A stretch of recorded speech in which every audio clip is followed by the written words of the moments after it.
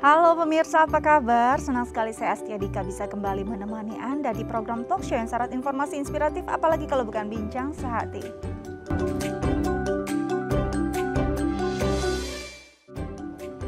Pemirsa, bincang sehati, seseorang yang memang terkena atau mengidap diabetes pastinya harus menghadapi beberapa hal, kondisi yang tidak menyenangkan, tidak nyaman. Salah satunya adalah luka-luka di badan. Apalagi luka-luka tersebut pastinya akan sulit sekali sembuh. Dan yang paling sering adalah di area kaki pasien, dan ini pastinya harus benar-benar mendapatkan penanganan yang baik dan juga seksama. Nah, ini akan menjadi topik kita kali ini. Bagaimana bahayanya luka di kaki pasien diabetes. Tapi sebelum itu kita akan membahas fun fact seputar bagaimana mencegah amputasi pada kaki pasien diabetes. Yang pertama adalah periksa kaki setiap hari. Kita harus memang memperhatikan setiap kondisi, atau memang kondisinya tiap hari harus berkala kita cek satu persatu begitu ya, apalagi di area jari-jari. Nah, ini bagaimana cara pengecekan yang tepat? Apakah ada pencegahan agar tidak ada luka baru? Nanti kita akan tanya bersama pakarnya ya. Oke, yang kedua adalah membersihkan semua luka. Jadi memang kalau sudah terlanjur luka otomatis harus rajin dibersihkan, karena kalau tidak memungkinkan adanya infeksi lanjutan atau infeksi yang lebih buruk lagi. Cara pembersihannya seperti apa sih yang tepat dan yang tidak membuat adanya luka baru? Nanti kita akan tanya kepada pakarnya. Oke, yang ketiga adalah menghindari tekanan pada kaki. Jadi sebisa mungkin kaki pastinya rasanya tidak nyaman, tapi pastinya tetap harus mobilitas. Jadi menggunakan alat bantu adalah pilihan yang tepat. Seperti kursi roda atau mungkin adanya tongkat. Ini membuat tekanan pada kaki sedikit berkurang dan membantu juga pada pasien agar tidak adanya luka baru. Ada kondisi yang memburuk yang makin lama membuat kondisinya makin tidak nyaman. Oke, yang keempat adalah kenakan alas kaki yang sesuai. Pilih alas kaki yang sesuai, alas kaki yang nyaman. Apalagi alas kakinya juga mungkin kalau di area yang ada luka, kita perhatikan betul agar tidak membuat luka baru atau membuat ada kondisi-kondisi yang membuat justru lukanya makin bertambah besar atau makin bertambah parah. Nanti kita akan tanyakan bersama pakarnya pemilihan alas kaki yang tepat ya. Oke, yang terakhir adalah kendalikan infeksi. Jika memang infeksi tidak bisa dihindari dan sudah terjadi, ini perlu penanganan yang cepat juga.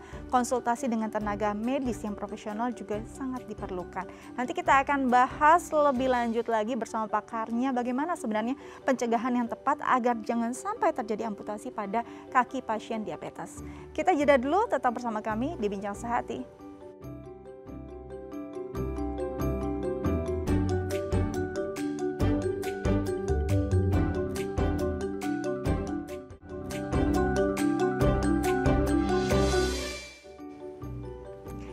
Ya, pemirsa, kembali lagi bersama kami di Bincang Sehati. Di segmen sebelumnya kita sudah membahas beberapa poin ya tentang bagaimana sebenarnya hal-hal yang mungkin bisa mencegah adanya amputasi pada kaki pasien dengan penyakit diabetes. Dan kita akan bahas satu persatu bersama dokter kita kali ini. Sudah tersambung via sambungan Zoom. Ada Dr. Andrew Jackson Young, SPB Survey Mars, spesialis bedah, subspesialis vaskular dan endovaskular dari Rumah Sakit IMC Pulau Mas. Langsung kita sapa dokter kita pagi ini, ada Dr. Andrew. Halo dok, apa kabar? Baik, selamat pagi. Selamat pagi, sehat dok hari ini? Sehat. Sehat, oke. Dokter, di segmen sebelumnya sudah dibahas beberapa hal, poin-poin yang mungkin bisa mencegah adanya amputasi pada pasien dengan diabetes. Satu persatu akan kita bahas ya dok ya, agar lebih jelas untuk pemirsa di rumah. Baik, yang pertama adalah kita harus mengecek setiap hari kondisi kaki pasien diabetes yang memang mungkin sudah ada luka ataupun mungkin adanya tindakan pencegahan. Sebenarnya cara ngecek yang benar itu seperti apa ya dok? Ya, cara ngeceknya ya secara visual, kita lihat langsung gitu ya. Semua diperiksa, baik itu di punggung kaki, telapak kaki, di sela-sela jari, semua harus diperiksa secara langsung. Cuma permasalahannya biasanya orang yang menderita diabetes ini sudah cukup berumur gitu ya. Penglihatannya sudah kurang baik untuk bisa melihat, atau punggungnya kaku karena melihat kaki kan harus bungkuk gitu ya. Nah, kalau dalam keadaan yang tidak bisa diperiksa sendiri, ya harus ada orang lain yang membantu, entah itu keluarganya atau caregiver, untuk membantu untuk mengecek setiap hari kondisi kakinya. Kenapa harus dicek? Karena kebanyakan pada penderita diabetes ini mengalami neuropati. Jadi kakinya kebas atau baal. Kalau kita yang orang yang normal, umumnya kalau ada luka atau kebentur, ada cedera sedikit, kita pasti merasa sakit kan. Sakit kita langsung cek, langsung lihat di mana bagian sakitnya, ada masalah apa, langsung kita lindungi. Kebanyakan pada penderita diabetes ini menderita neuropati tadi, jadi dia baal, tidak bisa merasakan gitu, kurang rasanya kebas. Jadi harus dinilai secara visual. Ya, itu pentingnya untuk diperiksa setiap hari gitu. Karena ada faktor kebas tadi, jadi kita harus betul-betul secara visual melihat apakah ada luka, apakah ada lepuh, lenting, kemerahan, ada lecet, ada crack gitu, retak-retak. Nah, itu yang harus diperhatikan. Gitu. Baik, jadi memang karena tadi ada neuropatinya sendiri, ini juga membuat ada gangguan saraf di sekitar kakinya, pastinya jadi membuatnya kebas gitu ya dok ya. Dan perlu juga bantuan dari orang lain untuk mengecek. Berarti kalau misalkan sebelum ada luka berarti bisa dilihat juga nih ada gejala-gejala atau kondisi-kondisi memungkinkan tumbuhnya luka di sana. Tadi seperti ada lenting, lecet, ada retakan, seperti itu ya dok ya. Oke, jadi benar-benar perlu bantuan orang lain di rumah ya. Oke, selanjutnya adalah terus membersihkan luka yang ada. Nah, cara membersihkan luka pada pasien diabetes yang memang sudah terlanjur terbuka mungkin lukanya, ini seperti apa dok yang tepat? Cara membersihkan luka umumnya sama dengan luka biasa. Dibersihkan, dicuci dengan air steril gitu ya, atau dengan air infus NaCl, dibersihkan. Kemudian kalau lukanya kecil, ringan, bisa diberikan antibiotik topikal, salep atau krim, dan dilindungi gitu ya, dengan kaca steril, ditutup supaya tidak kemasukan kuman. Dan tadi faktor kebas tadi kan membuat lukanya itu tidak terasa, jadi biasanya bisa terbentur terus karena trauma terus-menerus gitu ya. Belum sembuh, udah kena lagi, udah diincekin lagi, ya udah terbentur lagi. Jadi betul-betul harus dilindungi gitu lukanya, diperhatikan, dilindungi, ditutup, dijaga tetap bersih, dicuci setiap hari, dibersihkan gitu ya. Berarti baiknya lukanya memang kalau bisa ditutup saja begitu dok?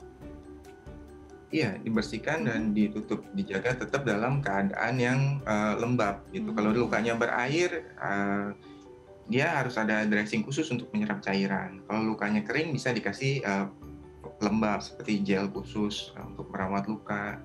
Yang jelas lukanya dijaga tetap bersih dan tetap dalam keadaan moist atau lembab. Baik, jadi memang kalau sudah ada lukanya dengan kondisi tertentu ada treatment khusus juga ya dok ya, kalau bisa dibersihkan dengan air steril, tertutup juga, pastikan tetap lembab dan hindari adanya benturan atau trauma. Nah kalau bicara tentang benturan atau trauma di sini berarti kan tidak boleh banyak tekanan di area-area tersebut.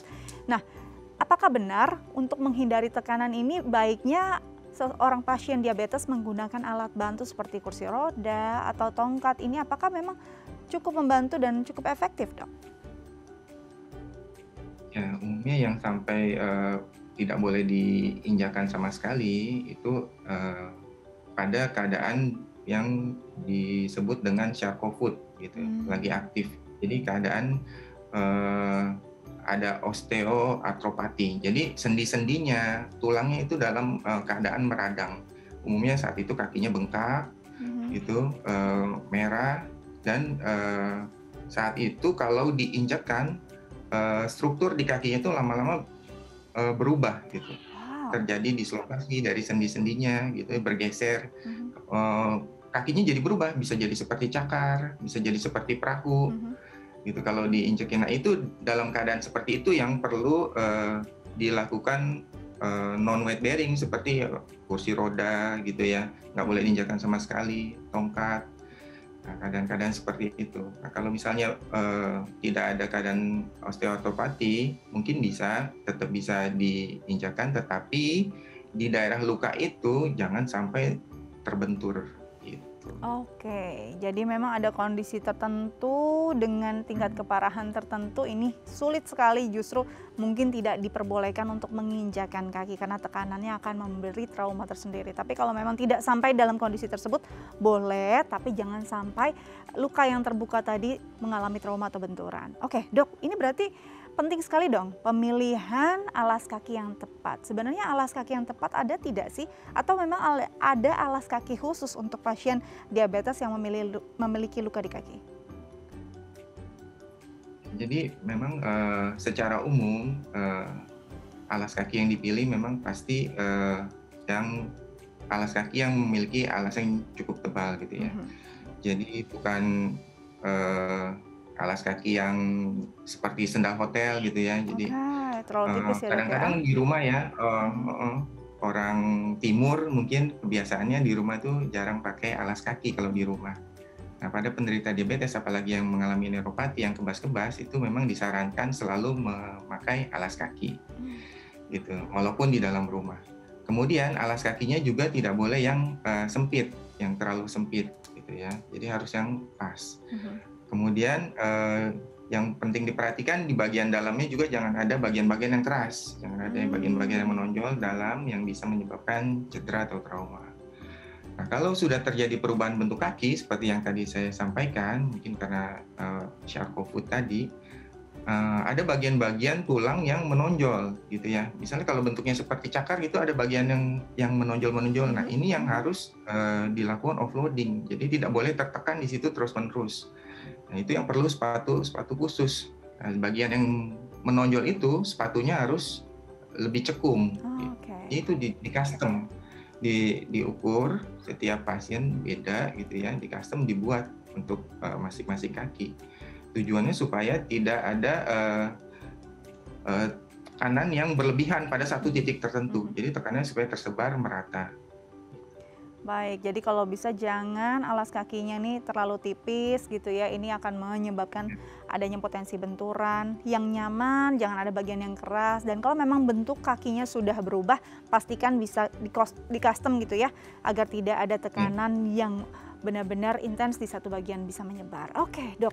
Nanti kita bahas lebih lanjut lagi tentang luka pada kaki pasien diabetes dan bahayanya seperti apa. Tapi kita harus jeda dulu ya, Dok ya. Pemirsa jangan kemana-mana, tetap bersama kami di Bincang Sehati.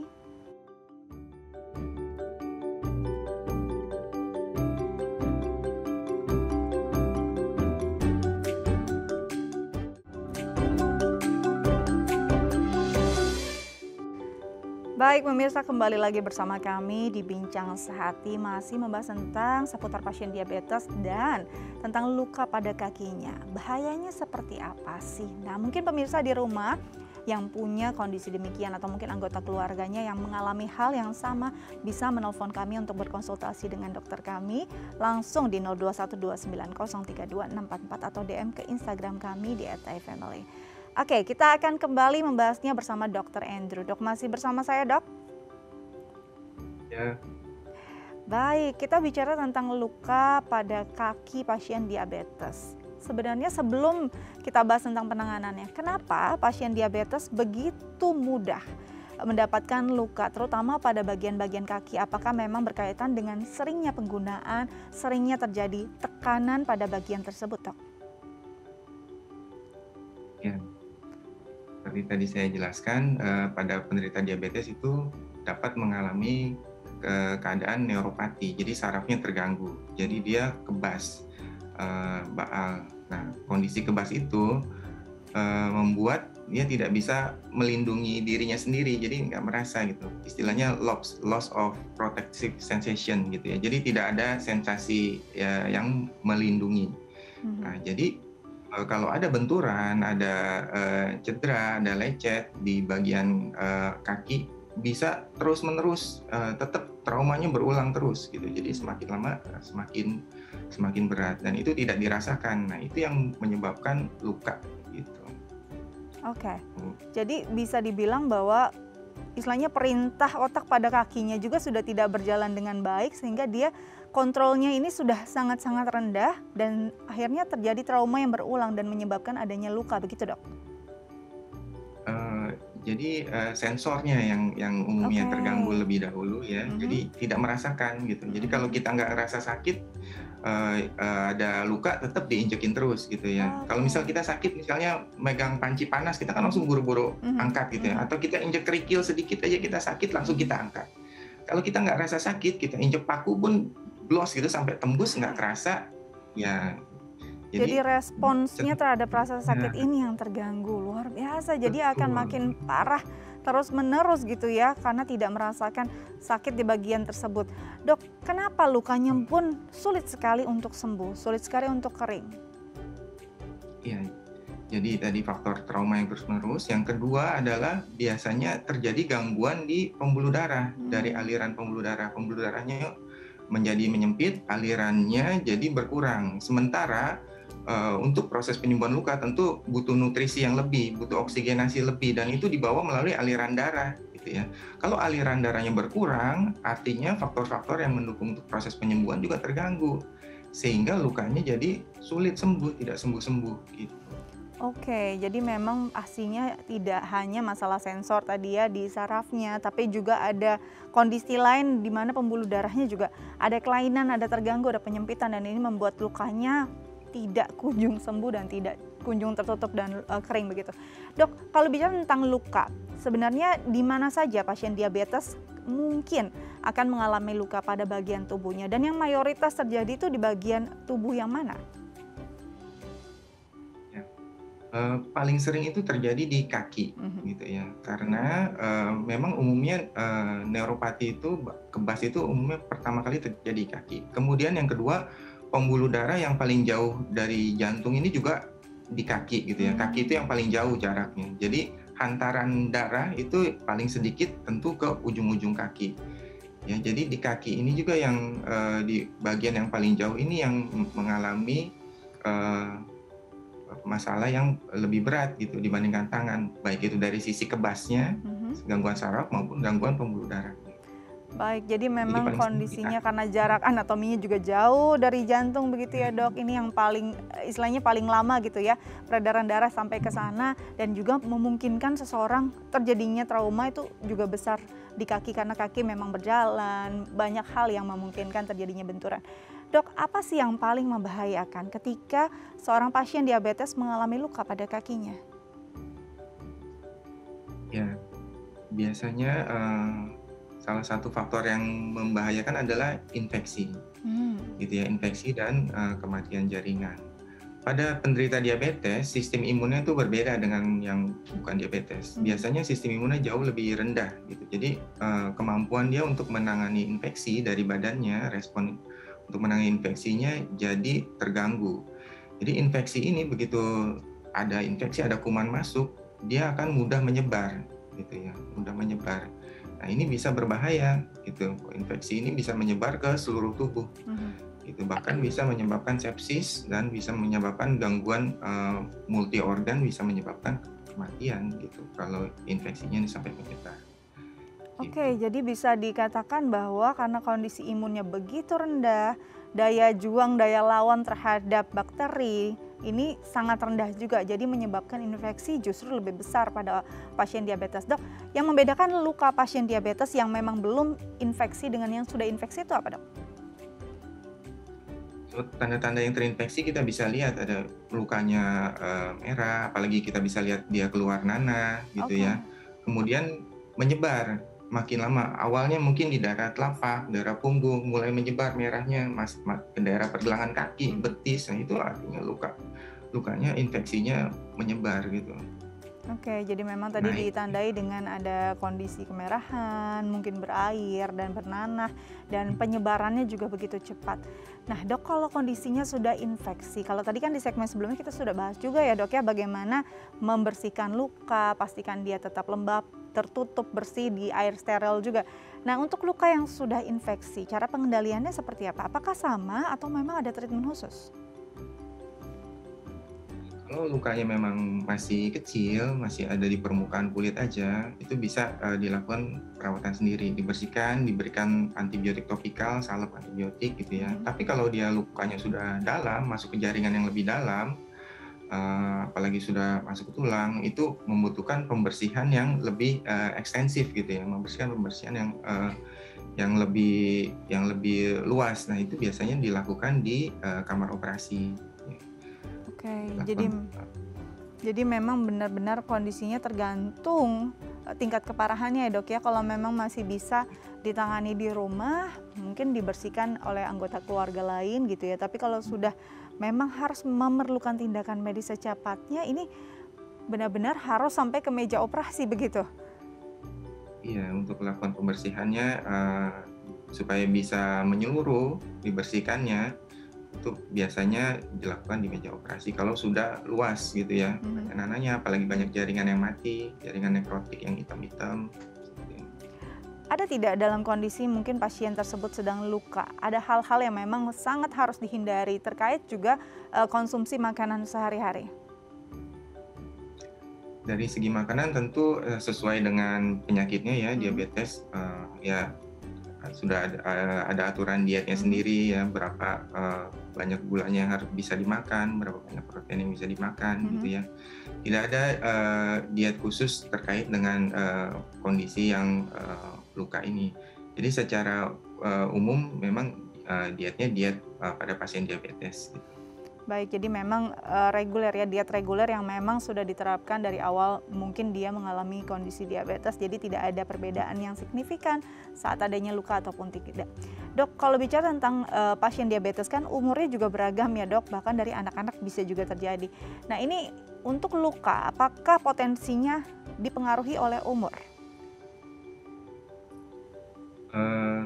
Secara garis besar memang makin tua usianya, biasa ini kan penyakit degeneratif gitu ya. Jadi kelainan-kelainannya juga semakin berat. Gangguan dari neuropatinya, gitu, gangguan dari pembuluh darahnya, penyempitan pembuluh darah. Seiring dengan berjalannya usia, tentu kelainan itu akan semakin parah, semakin berat gitu ya. Jadi di usia tua tentu akan lebih berat dibandingkan dengan usia yang lebih muda. Gitu. Walaupun diabetes itu bisa terjadi pada anak-anak, tapi proses untuk terjadinya neuropati, proses untuk terjadinya penyempitan pembuluh darah itu perlu waktu, gitu ya. Jadi seiring dengan berjalannya waktu, dengan usia itu akan bertambah berat.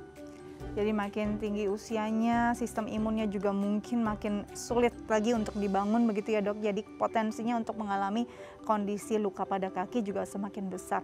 Tapi sebelum kita ke sana, ini kan kalau bicara tentang kalau bisa dicegah gitu kan ya, jangan sampai ada luka dan tidak menutup kemungkinan bisa terjadi luka juga diabetes pada pasien diabetes anak. Ada tidak sih hal-hal, kalau anak kan sebenarnya mobilitasnya juga lebih tinggi ya, dia lebih aktif gitu. Dengan pasien diabetes anak, apakah memang dibatasi juga kegiatannya atau dibatasi geraknya agar tidak mengalami kondisi-kondisi yang tidak diinginkan? Kalau pada anak-anak sih tidak ya, karena seperti tadi saya bilang, biasanya gangguan neuropati, ya, gangguan pembuluh darah itu perlu waktu yang lama gitu, bertahun-tahun. Ya? Biasanya tidak terjadi pada anak-anak gitu ya. Nah yang tadi kita bahas itu yang jangan sampai kena trauma, jangan apa, itu tentu pada pasien-pasien yang memiliki risiko tadi dengan kebas-kebas, ya, dengan gangguan pembuluh darah, itu yang perlu kita perhatikan gitu, yang perlu dilindungi betul-betul, yang perlu diperiksa setiap hari kakinya, itu dengan pasien-pasien dengan faktor-faktor risiko tadi gitu. Baik, jadi memang karena anak-anak juga sebenarnya untuk sampai ke neuropati tadi perlu waktu yang cukup lama, sebaiknya memang ya tetap dijaga tapi tidak menghalangi mereka untuk beraktivitas. Asalkan mereka juga bisa berhati-hati begitu ya dok ya. Dok, kalau pencegahan sendiri pada usia yang cukup lanjut, apalagi sudah lansia ini kan akhirnya pastinya akan lebih potensial lagi, lebih mudah.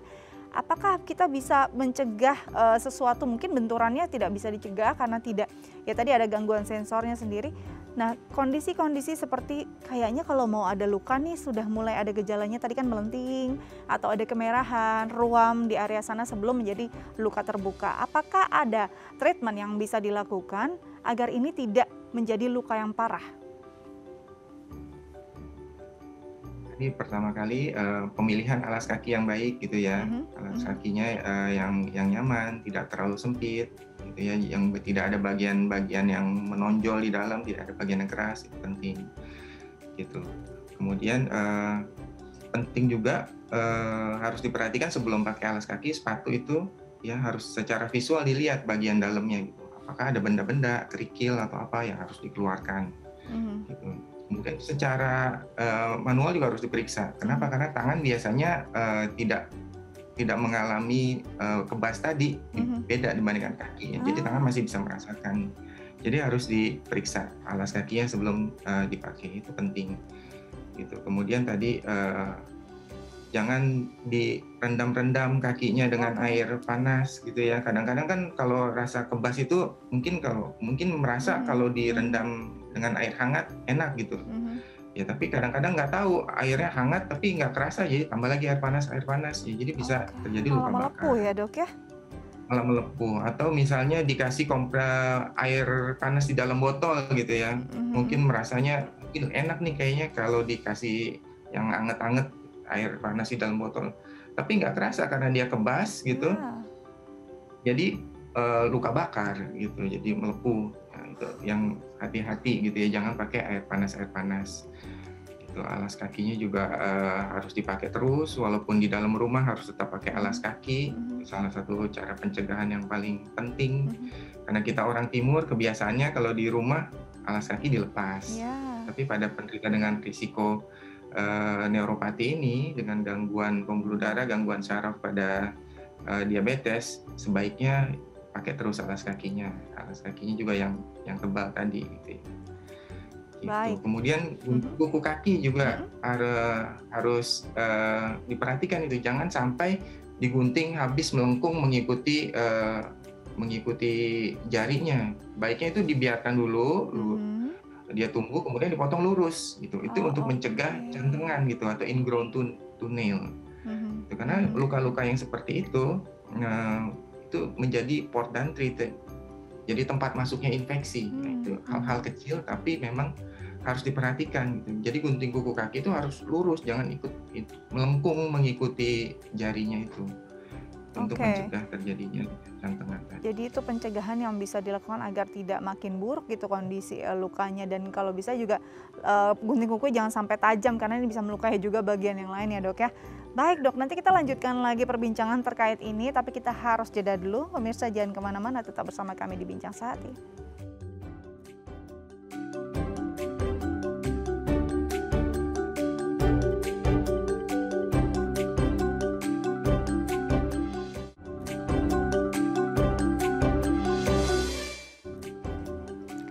Baik pemirsa, kembali lagi bersama kami di Bincang Sehati, masih membahas tentang luka pada kaki pasien diabetes, dan kita masih bersama Dr. Andrew. Dan bagi pemirsa yang mungkin ingin langsung berkonsultasi dengan dokter kami, bisa langsung menelpon kami di 0212903244 atau DM ke Instagram kami di @daifamily.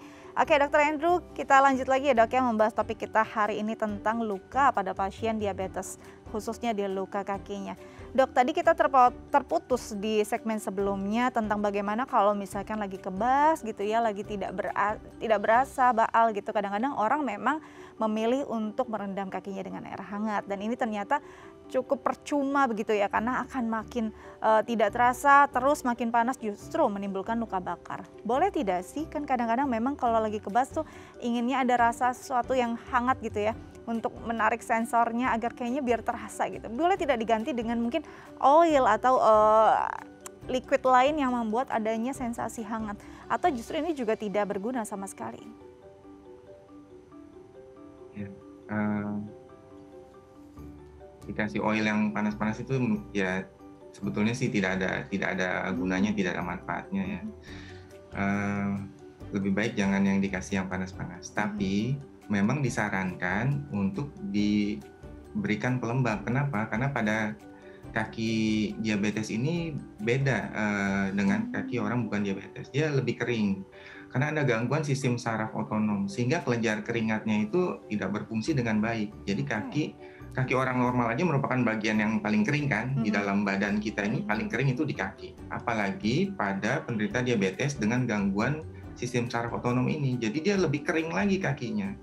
Gitu. Nah ini yang harus diberikan pelembab pada kakinya. Kenapa? Karena pada kondisi kering itu gampang crack gitu ya, gampang terjadi retakan. Nah retakan-retakan ini yang bisa menyebabkan kuman masuk gitu ke dalam ke bawah kulit gitu. Jadi memang sebaiknya diberikan pelembab pada kaki. Tapi pelembabnya jangan sampai di sela-sela kaki. Kenapa? Oh ya? Di sela-sela kaki, ya karena bisa menyebabkan kelembapan yang berlebihan sehingga timbulnya jamur. Ya, tadi kan kita sudah bahas kalau penderita diabetes itu sistem imunnya terganggu, ya. Sistem imun terganggu, infeksi-infeksi yang oportunis seperti jamur itu mudah sekali tumbuh. Jadi sela-sela jari itu penting diperhatikan, dicuci dan dikeringkan setiap hari. Bagian-bagian lain boleh diberikan pelembab, tapi sela-sela jari kaki itu jangan, gitu ya, karena bisa menimbulkan tumbuhnya jamur di daerah situ. Baik, Gitu. jadi memang karena kaki adalah bagian tubuh yang paling kering di tubuh manusia, apalagi untuk pasien diabetes, jadi memang sedikitnya atau mungkin kalau bisa ini rutin diberikan pelembab, tapi dihindari di sela-sela kaki karena justru kelembapan yang berlebihan ini menimbulkan jamur pada pasien diabetes yang notabene memang imunnya juga begitu rendah. Nah dok, untuk pemberian lotionnya sendiri, apakah ada lotion khusus? Apakah memang perlu lotion yang untuk kulit super sensitif atau ada hipoalergenik begitu ya dok? Apakah memang perlu ada pemilihan-pemilihan lotion dengan kondisi atau memang komposisi yang cukup signifikan untuk pasien diabetes?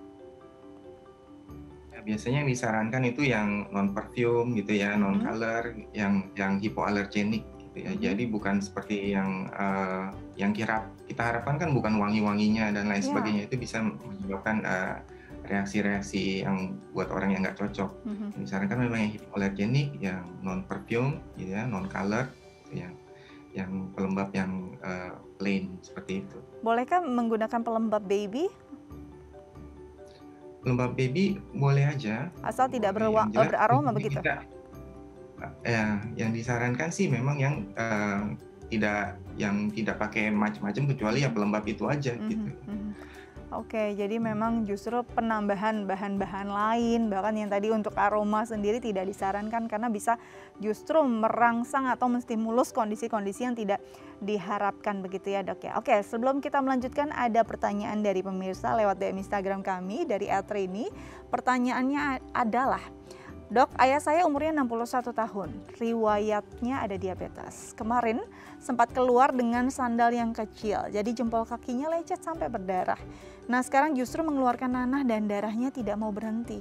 Bagaimana solusinya ya dok ya? Jadi ini kemarin sempat menggunakan sandal yang cukup sempit dan akhirnya lecet, berdarah, bernanah dan darahnya tidak berhenti. Solusinya seperti apa dok? Silakan. Sudah sampai keluar nanah, ini artinya bukan kejadian yang baru gitu ya. Pasti perlu proses itu sampai dia bisa bernanah, dan biasanya lukanya cukup dalam. Tidak mungkin luka yang di permukaan saja bisa sampai bernanah dan berdarah terus-menerus. Jadi saran saya sebaiknya diperiksakan ke dokter gitu, diperiksakan ke rumah sakit. Jadi harus dilakukan kontrol infeksi. Yang bisa dilakukan saat ini apa ya? Kalau nanah pasti dikeluarkan, dibersihkan, dicuci dengan air steril. Kalau darah tidak mau berhenti, dapat dibantu dengan ditekan dengan kasa steril. Ditekan dengan kasa steril dan kakinya kalau bisa dinaikkan lebih tinggi sedikit dibandingkan dengan jantung gitu ya, untuk mengurangi aliran darah yang berlebihan. Ditekan, dibersihkan, kemudian dibawa ke rumah sakit untuk diperiksakan gitu untuk penanganan yang lebih lanjut. Oke, jadi memang kalau dilihat dari kondisinya ini bukan luka baru ya Mbak Rini ya. Mungkin juga pastinya dalam karena sudah ada infeksi sampai ada nanah, darahnya juga tidak berhenti. Tadi saran dokter sendiri bisa ditekan untuk menghindari pendarahannya makin banyak dengan menempatkan kaki lebih tinggi dari jantung dan segera dibawa ke rumah sakit. Nah, sejauh mana atau titik apa kita memang akhirnya melihat bahwa ini kondisi yang memang harus sekali langsung ke rumah sakit? Saat kondisi lukanya seperti apa dok? Apakah luka kecil pun kalau bisa memang harus langsung ke rumah sakit? Kalau ada luka kecil, lecet, kemerahan, masih di permukaan, ya itu mungkin tidak harus saat itu juga ke rumah sakit. Ya kalau kita tahunya malam-malam ya mungkin bisa besoknya gitu ya. Bisa direncanakan kapan kita punya waktu untuk ke rumah sakit. Tapi kalau lukanya sudah keluar nanah atau seperti tadi berdarah tidak berhenti-berhenti, lebih cepat, lebih baik untuk dilakukan penanganan. Gitu ya. Kalau lukanya luas, lukanya dalam, artinya perlu penanganan yang lebih khusus gitu dibandingkan cuma kalau lecet sedikit atau ada lepu sedikit, ya itu bisa ditangani dulu di rumah, dibersihkan, dikasih kasa steril ya, kemudian direncanakan untuk kontrol ke rumah sakit seperti itu. Baik, jadi kalau lecetnya dikit gitu ya mungkin bisa ditunda untuk dicari waktu yang tepat untuk rumah sakit. Tapi kalau sudah dalam kondisi apalagi tadi infeksi, kayaknya harus segera ke rumah sakit untuk mendapat penanganan. Dok, kalau bicara tentang luka, apakah mungkin luka ini keluar tanpa adanya trauma atau benturan? Jika memang seseorang akhirnya mungkin dengan kondisi yang sudah lansia juga akhirnya istilahnya ditempatkan pada ruangan yang mungkin dia tidak perlu bergerak banyak, tidak perlu ada banyak gesekan atau benturan. Apakah ini juga efektif untuk membuat pasien tersebut terhindar dari luka-luka tersebut? Memang luka diabetes ini ciri khasnya dia biasanya terjadi pada daerah-daerah tumpuan gitu ya. Oke. Karena bentuk kakinya tadi berubah yang saya bilang, Mhm. karena ada osteoartropati, bentuk kakinya berubah, sehingga ada bagian-bagian yang menonjol lebih dibandingkan yang lain. Nah, di bagian-bagian yang menonjol itu terkena beban yang lebih besar gitu ya, tidak tersebar dengan rata. Ya, tekanan yang berlebihan itu yang menyebabkan nanti lama-lama terbentuk kalus atau kapalan atau mata ikan. Nah, di mata ikan itu, di kalus, di kapalan itu, umumnya nanti bagian tengah-tengahnya itu berlubang, gitu. Karena dia tidak mendapatkan nutrisi yang cukup, bagian tengahnya itu berlubang. Nah, disitulah mulai masuknya kuman. Itu umumnya seperti itu. Kaki diabetes itu terjadi lukanya. Jadi kalau kita sudah mulai melihat adanya penebalan, adanya kalus, adanya kapalan atau mata ikan, nah di situ berarti artinya struktur kaki ini, bentuk kaki ini sudah tidak normal lagi. Ya, jadi kalus itu menjadi sumber nanti timbulnya luka dari situ. Nah, kalus ini harus dilakukan penanganan, gitu ya, harus ditipiskan, ya, kemudian harus digunakan alas kaki yang khusus. Ya, jangan ketemu kapalan atau mata ikan itu dikasih cairan kimia ya. Banyak kan cairan kimia di pasaran itu yang untuk menangani kapalan itu ya. Nah, kalau pada penderita diabetes ini tidak boleh gitu. Kenapa? Karena tidak terkontrol dia seberapa dalam mengabrasi kapalan itu tidak bisa terkontrol. Kadang-kadang bisa malah menyebabkan luka gitu ya. Yang harusnya enggak. Sebaiknya kalau sudah ketemu kalus kapalan itu atau mata ikan itu harus kontrol. Nanti di rumah sakit akan dilakukan penipisan ya dengan pisau yang steril, penipisan. Kemudian juga akan dilakukan penilaian apakah bagian-bagian menonjol itu perlu diresepkan sepatu yang khusus gitu ya untuk supaya jangan timbul kalus lagi. Di bagian itu biasanya sepatunya tadi di custom ya, dibikin lebih cekung supaya tidak terus-menerus tertekan. Gitu.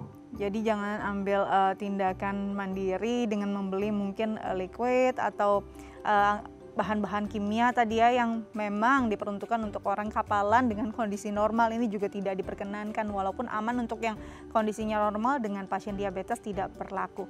Nah, Dok, kondisi apa yang paling membuat seseorang harus menghadapi amputasi? Nah, kalau bicara tentang luka pada pasien dengan diabetes di kaki, ini momok yang paling menakutkan, akhirnya harus berhadapan dengan amputasi. Apa sih yang menyebabkan akhirnya harus diambil keputusan mengamputasi kaki pasien? Ada dua kondisi. Yang pertama itu kondisi memang jaringannya sudah mati, mengalami kematian. Gitu. Karena umumnya pembuluh darahnya tidak sampai, pembuluh darahnya sempit sehingga darahnya tidak sampai ke ujung gitu. Misalnya ibu jarinya atau jari-jari yang lain dia menghitam, mati gitu ya. Nah, di bagian yang mati itu tentu tidak boleh biarkan gitu menempel dengan jaringan yang sehat, karena di jaringan yang mati tentu kuman bisa bertumbuh dan berkembang biak dan itu bisa menyebar. Gitu. Dalam kondisi seperti itu jaringan yang mati itu sebaiknya dibuang dan itu dilakukan amputasi. Gitu. Sebatas mana dia menghitam, biasanya sebatas itu dilakukan amputasi. Tetapi memang pembuluh darahnya harus diperbaiki dulu. Gitu. Pembuluh darahnya harus dilancarkan dulu, dibuka dulu, gitu ya. Apa perlu dilakukan operasi bypass atau dilakukan kateterisasi, dilakukan balloning untuk membuka pembuluh darahnya. Setelah pembuluh darahnya baik, setelah lancar, nah itu baru dilakukan proses tindakan amputasi pada misalnya jari yang menghitam. Itu kondisi yang pertama untuk dilakukan amputasi.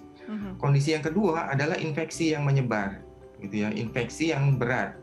Seperti tadi saya cerita, kalau infeksi itu menyebar ya, mulai dari telapak kaki, punggung kaki, pergelangan, itu kalau kita sudah melihat dia mulai menyebar terus, naik sampai ke betis ya, itu infeksi yang menyebar itu bisa menyebabkan kondisi sepsis gitu ya.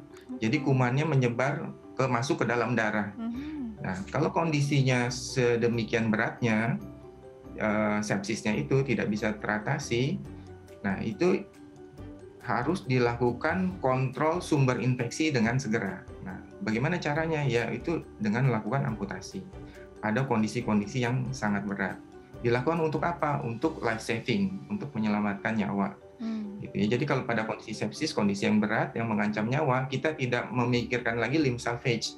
Kita tidak memikir lagi menyelamatkan tungkai, tapi yang utama menyelamatkan nyawa, life saving. Itu pada kondisi infeksi yang sangat berat. Itu harus dilakukan. Baik, jadi memang kondisinya kalau sudah menghitam, apalagi sudah sepsis, ini yang harus diperhatikan bukan lagi menyelamatkan bagian tubuh tersebut, tapi menyelamatkan nyawa pasien. Dok, nanti kita lanjut kembali, tapi kita harus jeda. Pemirsa jangan kemana-mana, tetap bersama kami di Bincang Sehati.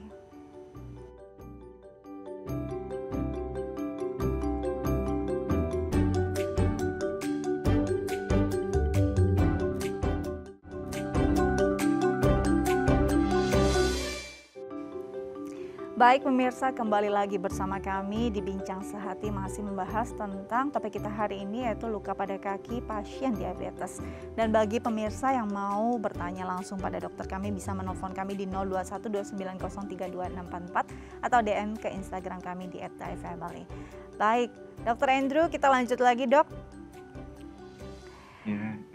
Dokter tadi berulang kali mengingatkan untuk memilih alas kaki yang begitu tepat begitu ya untuk pasien diabetes, untuk menghindari adanya luka-luka baru, bahkan luka-luka yang akhirnya memperparah luka yang sudah ada. Selain tadi memang tebal, apakah permukaan yang lembut, menghindarinya ada jahitan yang kasar atau tajam pada kaki ini juga begitu penting untuk diperhatikan, Dok? Iya, benar. Karena bagian yang menggesek terus-menerus ya, bagian yang kasar, bagian yang menonjol, jahitan yang di dalam, itu yang bisa menyebabkan trauma berulang gitu ya. Itu yang bisa menyebabkan timbulnya luka gitu pada pasien diabetes, terutama yang mengalami masalah neuropati, masalah gangguan saraf gitu ya, gangguan sensor, jadi yang kebas, yang baal. Nah, itu penting sekali dipilih alas kakinya yang tepat. Kemudian juga jangan kesempitan, kalau bisa panjangnya sekitar 1-2 cm lebih panjang dari panjang kaki ya.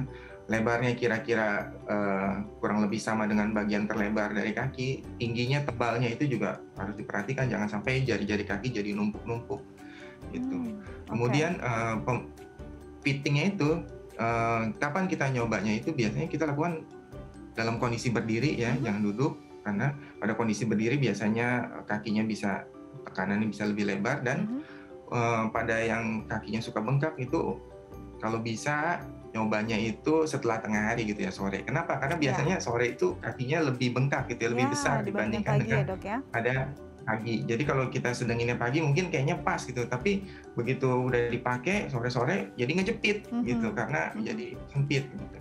Jadi waktu untuk nyedenginnya, untuk fittingnya juga bisa kita pilih yang di sore kalau gitu. Baik, jadi memang bukan sekadar tebal alasnya saja, ini juga tingkat kelembutannya, tidak ada bagian-bagian yang cukup kasar, dan juga memang harus pas betul ya dalam kondisinya. Mungkin tadi baiknya dicoba di sore hari. Nah, bagaimana dengan penggunaan kaos kaki atau stocking nih, Dok? Boleh tidak? Apakah ini mengganggu? Mungkin kan kalau dengan kaos kaki suhunya atau kelembapannya juga pasti berbeda. Ini membantu atau justru mengganggu? Dipakai kaos kaki boleh, nggak ada masalah ya. Yang penting kaos kakinya itu jangan ada jahitan yang tebal yang di dalam, itu akan menimbulkan gesekan-gesekan. Kalau bisa yang seamless gitu ya, jangan pakai jahitan.